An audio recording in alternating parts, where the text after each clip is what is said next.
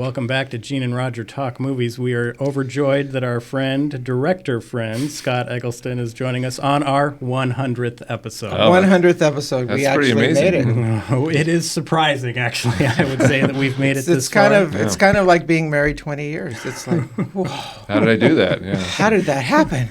But Dear Scott, Lord. Director of Bad Bones, he's been on many Yes. times. When we were coming up on our 100th episode, we were Yeah, like... he gives a certain air of authenticity. Is to that our right? little Oh, wow. podcast. Well, Yeah. thank you. Right. Yes. Respectability, let's say that. Yes, because we're rank amateurs, but you're a solid professional. Well, I wouldn't come back if I didn't respect you guys. Oh, thank you so thank much. you. It's, That's it's a nice. love fest today on our 100th episode. That's a nice plug there. But very, very happy to have Scott. He is currently in process with a brand new film right. called Theater of Pain. Isn't Yes. that a great title, Theater? Yeah. I'm big into good titles. A provocative Gotta love- title. gotta You love got a that good title. Yeah. Yeah. So, but today we're talking about a film that I hope Scott finds some enjoyment with. It's called The Evil Within, and one of the reasons we wanted to do this and have Scott on is this is kind of a passion project for the director, Andrew Getty, heir Andrew to Getty, the Getty throne, fortune, which right? is magnificent, gargantuan. Had nothing better to do with his money, so let's Yeah. try to make a movie. You Yeah, got a lot of and money, the- make a movie. That's a good plan. And the poor guy, he was a little miserable guy. For some reason, all the money in the world is not enough. So he had a heavy addiction to meth. And so is a contributing factor in his death. Well, and a contributing factor to the tone of the movie. Yes, exactly. But let's get right into it. Gene, where are you at with Evil Within? Yeah, Evil Within. I love movies that just like grab you, you know. And this movie at the beginning, it just wasn't grabbing me because it's not likable characters. I'm not you know. Yeah, the main character guy's name is Dennis. He's a mentally disabled person, and it's just like another movie where he's just like some little crazy guy, and he looks in his reflection in the mirror, and he seems like a Gollum character. You know, there's a good versus bad, and the Gollum character tells him to do evil, and he says, "No, I'm not going to do that." So it's just like, what? But then the movie gets on; it gets a little deeper. You know, you get more involved, and it's just like it's okay. And it has one of the more spectacular, I think, endings I've seen in a long time, and it wraps up the whole movie, and the ending plunges this movie, at least for me, into a darker and deeper area. So the movie kind of I was losing it for a bit, and then there's some supernatural elements, and it's just like, oh my gosh. But that ending just wraps it up, and for me, that ending is just, I thought was masterful. And again, it takes this movie to a deeper element, and it makes this movie like super, super uncomfortable and really horrific. Yeah, and it just makes the movie much more complex and worthwhile, I thought. Yeah, so. Scott, where are you at with this one? I'm saying I'm somewhere in the middle as far as I liked the movie for its inventiveness. I thought it was pretty inventive. I thought the directing was actually really good. Yes. The camera placement, Yes. shot compositions, things like that were good. I was never bored in this movie, which is a cardinal sin of movies. If they're boring you, and you know you're going to tune out and not care about what happens. Yeah, I was a And little bored at the beginning. I wasn't crazy about the opening. I almost thought at the opening it was like, is the whole movie going to be a voiceover? Because I was a little concerned. It almost felt like the beginning was sort of tacked on, like they added it later maybe. Because it feels completely different from the rest of the movie. It does. But it doesn't go on for very long. Well, so. but do you think a lot of these scenes feel different because there's other scenes later that seem like, okay, when did they think of this? Because the movie was in production for 15 years. Right. I'm sure there was reshoots. Yeah, and and so all kinds I of stuff, see yeah. they did principal photography probably all at one time, but then that post production just Well, and I think they added the, that beginning. They probably added the that. Wikipedia page says that there was conflicts and they're doing reshoots and they're running out of money and stopping and starting, which is common in a lot of movies. But I thought the performances were pretty good. I mean, the characters in this movie are paper thin. You don't know anything about anybody except that there's one major event that you learn about later that impacts the reason that Dennis is like the way he is. That's but my ending part. Yeah. So I'm sort of in the middle. I mean, I did appreciate what the movie, the end result was. I wouldn't say I would like watch it again, but I did think it was pretty good for a first movie. I will say. Well, his one and only movie, Right, because he yeah. actually One and died only. Yeah, he before didn't it was finish it. He completely didn't finish it, finished. yeah. You know, He never saw the finished product. No, right? he I also didn't. like to comment like something you said, Gene, about like you said there was some supernatural elements in it, but I would argue that nothing in this movie is supernatural since it's all kind of a dream logic-y sort of in his head. We could talk about the scene that I thought that seemed a little weird to me. We can talk about that. But yeah. So Well, go ahead and talk about that. Oh, we haven't heard your opinion yet though. yeah. What's your Oh, opinion? of course, Scott. It's me. I love this movie, and I actually love the beginning. You had seen this movie before. Mhm. Yeah. And I Like, love how the many big- years ago did you see this? Well, it's only been out since like 2017, so it was probably right around then. You saw it right when it Because came I out. love Michael Berryman for one Yeah. one thing, and of course he plays the ghoulish figure in the mirror. But Cadaver is his name. But I love- which I love that character. How could you not love that? But I love the opening. The opening for me is what really ropes me into the entire film because it's the whole dreamlike quality, and then I love how it segues from here's my voiceover, which is the dialogue's good. It's adult dialogue, I guess, really complex dialogue, and then he's like, oh, by the way, we're going to segue into the present day where I don't talk like this. I only talk like this in my mind, and then it's here's what I really am. And I just loved that, and I loved a lot of the camera work where they will have like the spiders on a TV, and then it fades away into something else that meets up with that. And I love the depressing nature of this film. It Very is depressing. extremely Yes. dark and extremely depressing, and the house ending. is not well lit at all. No. you know? Well, and of Yeah. course, Scott knows all about this. The Andrew Getty, he filmed it in his mansion, so Oh, yeah. that, Of course. that was his Yeah. own house, right? And Scott Dark, was the depressing mansion. director yes, of makes sense. Bad Bones, and you filmed all the interior house scenes were filmed in your house, In my right? crawl So- space too, yeah. Yeah, right. So And that was a pretty big house that you had. Yeah, it was modest. It's a The modest. Getty the Mansion. oh yeah, his Getty house Mansion was, yeah, equivalent. sure. Yeah. Sure, I think Wikipedia talked about one room he devoted to a post-production Mm-hmm. suite and everything. So he was probably shooting in one room and then yeah, I need yeah. this pickup shot. Let's shoot it here and move over and Yeah. put it in the movie. I don't know. And so I think that, because I like movies like that, like Phantasm, these kind of dreamlike movies where what's really happening, what's real, what's not real. And it just kept fading back and forth with that. And I liked that a lot. It's kind of it's a tightrope act too. I think they did pretty good in this movie where because Yeah, sometimes the I dream agree, you sequences can- get you can go off annoying. the end. They can be annoying where it's like, oh, it's just another dream sequence, which you see Right. a lot in horror movies, and it's It's a huge- cop out, I think. Yeah, It's a rug pull moment that you Right. can pretty much count on it. I did not have any of those in my film because I can't stand those. But they did a pretty Thank good job you. here with. I mean, and considering that the whole thing is a dream logic, you can get away with more. I think because it's not just like. Well, you said that it was hard to tell what was real and what wasn't. Where in a lot of movies it seems like a gimmick where it seemed to fit in a little better here. I will admit. Yeah. And I think the meth addiction logic of this film is well represented. Yes, exactly. If Here's you're on what- meth, right. it makes perfect sense. this might be the movie you make if you're a meth addict. But but I agree also with the acting of the person who played Dennis. What's his name again? Fred Kohler. Yeah, Yeah. he did a great job. Amazing job, because I love the sequences where he's staring into the mirror and he's Right. going back and forth between here's Right. Dennis, this version of Dennis, and here's the more advanced version of Dennis or whatever, and he's just doing that back and forth. I kept thinking Yeah. of Spider-Man. Did you see this? Right. Willem Dafoe doing that with the Green Goblin. Yeah, and I like Yeah. the sequence in the infinity mirrors, and you see the reflection. But like the seventh reflection was the Yeah, cadaver. that was cool. That was pretty cool. Right. Yeah, Right. And it's so good stuff. But I think one of the weird parts about this movie, and I think, yep, you've been in production for 15 years, there is that weird sequence where the older brother and his fiance, let's call her, they're like freaking out because they can't find any of their friends out Right. there. And I'm like, okay, was this some other line you were going to go down and you just I have a line of kinda thinking dropped it? about that. Yeah. Yeah, because at the end, I'll just reveal it. There's a big, like, Dennis puts on a little party for his brother. I'll put it I don't know how else to describe it. But he traps him in his basement, right?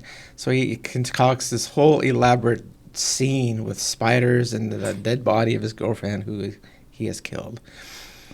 Yeah, and he goes on to reveal that, I guess at the beginning of the movie, it's Dennis they talk about that he fell down a flight of stairs, and that's what made him, delayed. It made him, mentally incapacitated or mentally behind.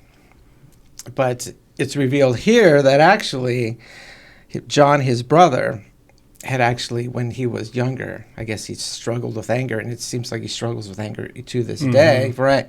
He's in therapy. Yeah, exactly, yeah. But he actually had hit him with a baseball bat when he was younger, and he concocted the whole story about going down the stairs to hide that, and so John had actually assaulted Dennis, and causing his mental incapacitation or decreased mental abilities, because he was also talking about that before this, he got hit by the baseball bat. Dennis was actually brilliant. He had articles in the newspapers and stuff. And so I started to think that maybe because this movie has dream sequences, but you can almost go a lot of different directions with that. And I was wondering if this movie really is not so much about Dennis, but it's really about John. And did John really commit those murders? And because John is so racked with guilt, and is he? Well, he kills himself, so I think yeah, he was at pretty the end racked. he kills himself, right? So did he commit those murders? And it made me think with the murder of the ice cream barista, whatever. That seemed like when it was the character of Dennis, but he was jumping out of some vent, but it was some Olympic move or something would be well out of the reach of a guy like Dennis. So, but it made me think that maybe it wasn't Dennis, it was really John, because John was fit, super athletic. Maybe John is committing all these horrific crimes, and maybe, I don't know, somehow the dream sequences it's just tough to correlate, because I don't know how to pull out the contextual contextual evidence, from the movie to support my assertion that John is actually the killer. But it's an interesting idea, I thought.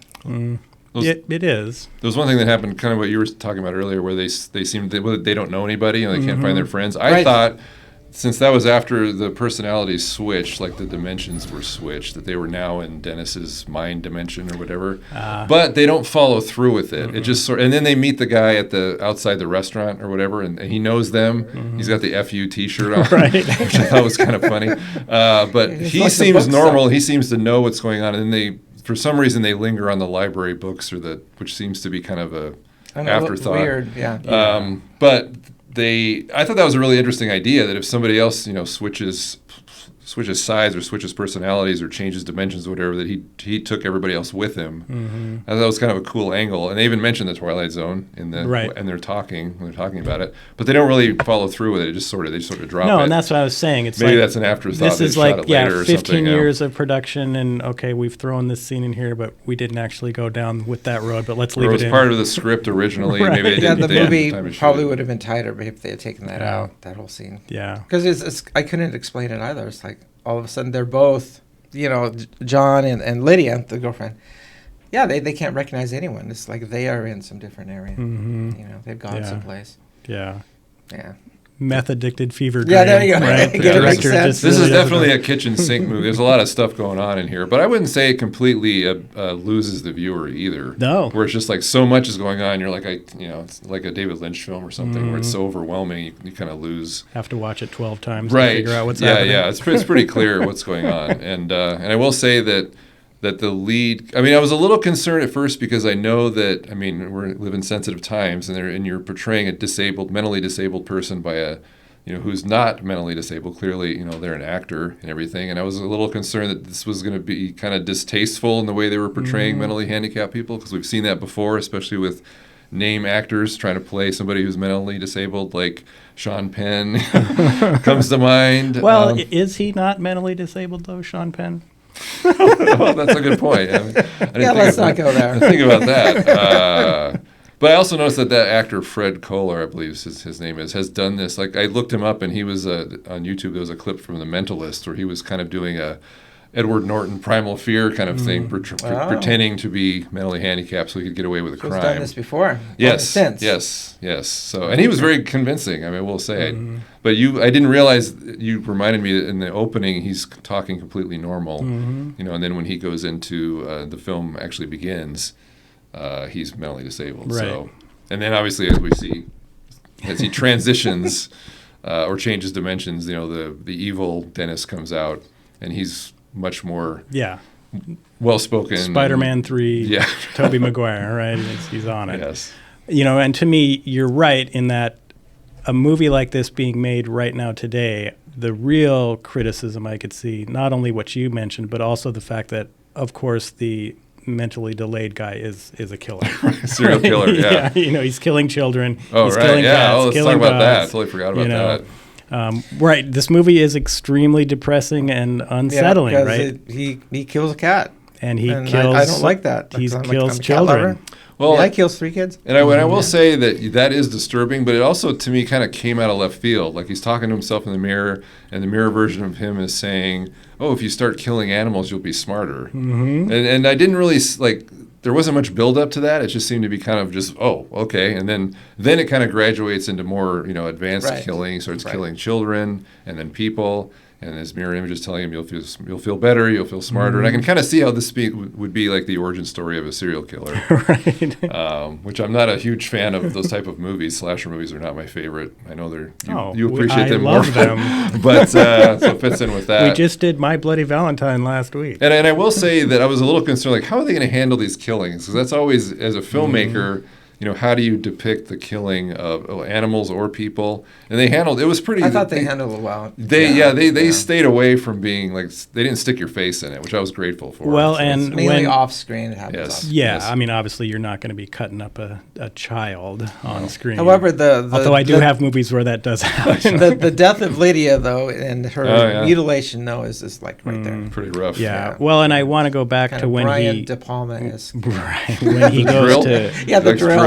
goes to kill the cat. I think an example of kind of how depressing this movie really is and dark is he is talking to his evil self in the mirror, whatever we want to call that character, and they're saying you need to kill this cat, and he's like, well, the cat likes me. Yeah. And then the evil one is like, oh, well, that'll make it easier for you to do this. Right. And so they're really setting it up that he is having this struggle of he knows what he should be doing, but he's allowing this to kind of overtake him. And so it's really dark. And then when it moves on to now you got to kill some children, and it's like it doesn't matter if it's a male or female, just go kill one.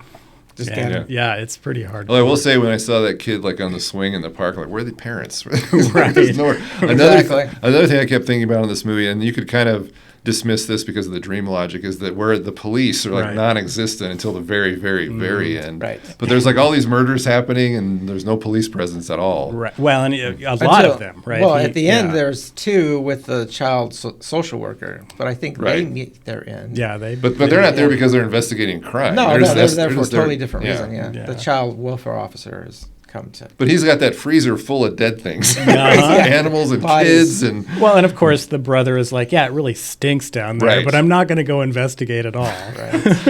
Yeah. Yeah, I thought this movie would have been better if they had gone down that angle that I kind of explored earlier. That maybe if the older brother was committing actually these killings. Because it seemed it seemed very far-fetched to me that somebody of Dennis's abilities, mental capacity, could get away with such things. I think he would have been caught. But if it's not, it's all in his head. I mean. But is he really killing them? Are those people really dead? Are they? Maybe. That's a good Maybe question. It's not. Maybe he didn't It's kill hard to anything. say. It's hard to say.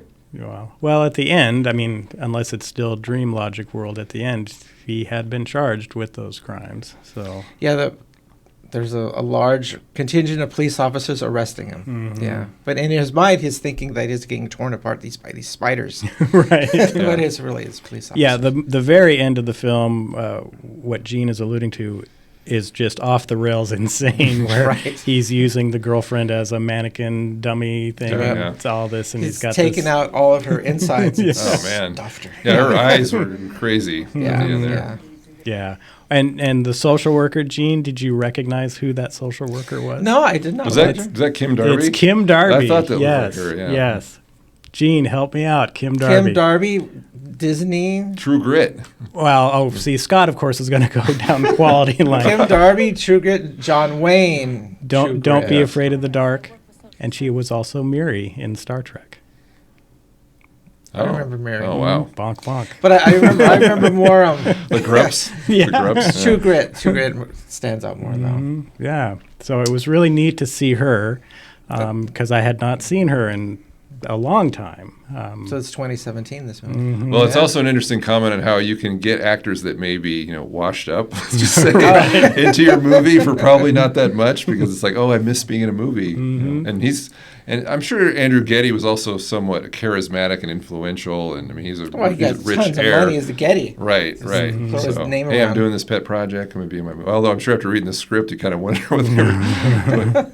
Although there was, I kind of avoided watching the whole thing, but there is a podcast interview with Fred Kohler all about this movie. Oh, and sweet. I started listening to it, but I was like, I'm going to step back so I don't get influenced. But he did say at the very beginning that he read the script and he said, I've never read anything like that before or since. As far as Okay. he thought he was very impressed. I mean, clearly he was the lead. He decided to join, be in the movie, so he liked it enough to do that. But I will say that's one thing I do like about people that aren't necessarily coming up in the industry or they have their own unique vision. There is nothing I can think of that's quite like this movie. And we've seen, you mentioned Phantasm, a lot of Dream Logic type movies. But for that reason, and it's a first film, I can appreciate it a little more. Oh, yeah. The DIY aspect. Although I've never had $5-6 million to Well, throw at a film. let's make that happen at some point. Yeah. No, that's what because how many directors is their first film or their second film like their best film, and it's because you go in and kind of like musical artists too, where, wow, that first album was awesome because all their energy was going to this one kind of unique vision. And yeah, this is the only movie Andrew Getty is made and will ever make, Right. but Yep, he he is, poured it into this thing, and I love this movie. I wouldn't say that. I think it's interesting. Yeah. Like, again, I like the ending. It makes the movie into that darker area. The whole thing that ties the brother that he committed these horrific crimes and he caused Dennis to be what he is today. But I wish they'd explored that a little bit more, maybe linked John more into maybe he had killed the killings. That would have been great. One thing I always like to think of, though, is like you shouldn't really review a movie based on what it isn't. Like, what is in front of us is I like to think about what we can review. Because there's obviously lots of movies could be better if they listened to us before they made the movie. But I will say that my wish was only that they just developed some of these characters a little better. Like the John and Lydia character, nothing about them, like zero, except that he's in therapy. He did something horrible. And Lydia's even thinner. I mean, all you know is that she just wants to get married and have a kid. Yep. That's it. She's a good example. It's like, but she says a deep line later is like, I would finally have a family, something like that. So it may be a little bit more exploration into Lydia's character. I would appreciate her that. Well, and there's obviously a lot of bickering back and forth between those two, because there was the other line where, well, okay, are we going to break up again now? And then realize that there's no one else for each other except ourselves, and blah, blah, blah. So they've had a long-term relationship. Right, where they're both really damaged. Yeah. So I did appreciate the scene where this guy is so out of touch with his relationship that he puts the little box on her plate, not thinking that she's going to assume it's an engagement ring. Well, after having mentioned the whole marriage thing. Yeah, she brings that up. Yeah. Oh my God. This guy is so stupid. It's just like, what? Yeah. Yeah, he's pretty clueless. Well, and I also like this movie too because there's things that you don't think are that important, like when he's watching the film about the spiders, a little Mutual of Omaha Wild Kingdom thing about the spiders, and then that's a key element of the whole thing where the male has to escape the clutches of the Black Widow after it mates. Right, they talked about and that during mating. The female will always eat the male. Yeah, and so I liked, I think it's much smarter, and maybe the script, you were talking about how it was a script that was really great. You can see the greatness of that script because everything's tied in. The very last line of the film ties right into the very first scene of the movie. Yeah. And it's just a really cool movie. Yeah, I did kind of. I would call it interesting. I don't know. Like for me, it's a watch it again test. It's like I'm not probably going to watch this movie again. I would almost recommend you do watch it again just to because now that you know kind of how it plays out, you'll see a lot more things that they were setting in there because the movie's smarter than somebody might think. Well, it's interesting, talking about like rewatching, because when we interviewed Stop Motion, we had a similar. Like I was like, that movie's so dark, I don't know if I could watch it again. But I love Stop after Motion. after I the love end that of film. us talking together, I thought, there is some compelling things in there I should probably re-examine. And this movie kind of has a similar feel. There's a lot of dream logic in that movie too. Yeah. I think that's a better movie, slicker, tighter, more interesting movie. But this one Probably wasn't in production for 15 years, and the director probably wasn't a meth addict. Probably, yeah, that would be kind of a detriment. Probably got I it think. done in under about a year, probably. Yeah. So, Scott, anything more about The Evil Within? I don't think we covered most of it. I think it's you had mentioned like first films, and as soon as you said that, I thought about like Orson Welles, for example. I mean, that's an extreme example, but he spent the rest of his career trying What to. is his first film? Citizen Kane. Citizen Kane. No way. Gene, 100 episodes, and I didn't know that. Well, is it horror? No. That's not true. horror. It's true, but It's his he's first movie. he was chasing the rest of his career. He was chasing that movie. How do you, It was always how do so you overcome that? Just Yeah, like and you got to peak your first film. I mean, this Andrew Getty obviously can never Right. have a second Wow. movie, but anyway. But my point is that it's I liked what you said about first films. You pour everything into that first movie because I remember when I was making my first movie, I'm thinking, what if this is my only movie? So I want to make sure that it's as good as it possibly can be, because I might never get this chance again. I'm glad that you survived past your first movie. Oh, thanks. Well, the other one's not done. So. Oh, It'll be yes. unfinished, Magnificent Ambersons, taken away by the studio. Well, don't be like the ice cream girl who went out in the street and got whacked by a car. Don't do that. Oh, well, I do have to mention that, though. There is What? that ridiculous throwaway line of dialogue where the couple is freaking out because they can't recognize anyone, and they're like, "Oh, well, let's go get some coffee. Let's stop by the ice cream Right. place." I'm like, does anyone do that when you're Right. looking for coffee? Is your first thought, "Oh, the ice cream store will have good coffee for us"? But sorry, that was off track. We were kind of trying to wrap it up. Anything more, Scott, on this? No, I think I'm done. Gene, any final thoughts? No, I think we've gone over this pretty well. So 100th episode, here we are. Oh, yeah. Reviewing the Evil Within. Yeah, and we have started filming these, and so I think this is Yeah, like it's a the development for fifth us. or We were for sixth. one time we were audio only, yeah, and now here we are. You can And see us. so So you does that mean you guys have a sponsor now? That's right. Well, and it's Brought to you by, we put the drink right there. Oh yeah. brought to you by Monster. But yeah, like and subscribe if you enjoy what we're doing, or if you hate what we're doing, like us anyway and subscribe. What the heck? Yell at us or whatever. Well, if you are a horror fan, sometimes you just have to venture in a different direction. And this movie's got a low barrier to watch. I mean, it's just right there available on Prime. So, Yeah. you got a free 90 minutes, 100 minutes or so. Give it a try. And Scott, is there anything you can share about your upcoming Theater of Pain film? Oh, wow. We're in post-production right now. It will probably be. Is there a mirror in it? No mirrors. Oh, no, there isn't. That would be awesome. You could do the whole Sam Raimi car thing where that mirror just shows up in all your movies for no reason. Oh, is that what he does? He has a mirror in every he has that, what is that car? The 72, oh, from Evil Dead? yeah, Oh, okay. his car. So that car shows up in all of his Is that movies. right? Oh, I didn't know that. Yeah, except for Quick and the Dead because it was a Western. Oh. But Yeah, I did have a mirror in my movie, and Bad Bones had a mirror also. I thought that, you mentioned that. That was a really funny scene where at the very beginning when he says, "Oh, I bought you this mirror." Yeah, exactly. I was like, what the? Because I thought it would make the room With look the better. or weird something. carving It's at the top. Yes, it was Yeah. completely bizarre. well, and its placement in the room, of course, where Right. right there when you open the door, and it's this giant mirror. Yeah. But you got to get the movie Huge going. mirror. Yeah, with this weirdest little Jesus thing at the top of it. It's And I will like, say what? that, after my last movie and Bad Bones as well, there are mirrors in them, and that always creates a challenge when you're shooting. Because there was several Right, scenes where like, where reflections. are they hiding the camera in this? Because it's like directly at the mirror. They did a good job hiding the camera. Yeah. But, Yeah. But anyway, But theater. that makes me think about the movie The Ring, because there's a mirror there, and the guy says, well, if this was really shot, you would be able to see the camera, but you just can't. Bigger budget too. Well, yeah. CGI is good at hiding. Yes, stuff, exactly. something Yeah, like that. and You plus should that have whole it. thing that whole movie was created in Samara's mind. So, Yeah. I mean, the only mirror sequence that really matters is Enter the Dragon. Oh, you have to explain that one. Oh my God, you don't remember Enter Come the on, Dragon? I don't remember the mirror sequence. Help Okay, me well, out. it's a martial arts film, so we can't really talk about it. But the whole ending sequence where he's fighting the big bad guy at the end and they're in the little Hall of Mirrors. Yeah, okay.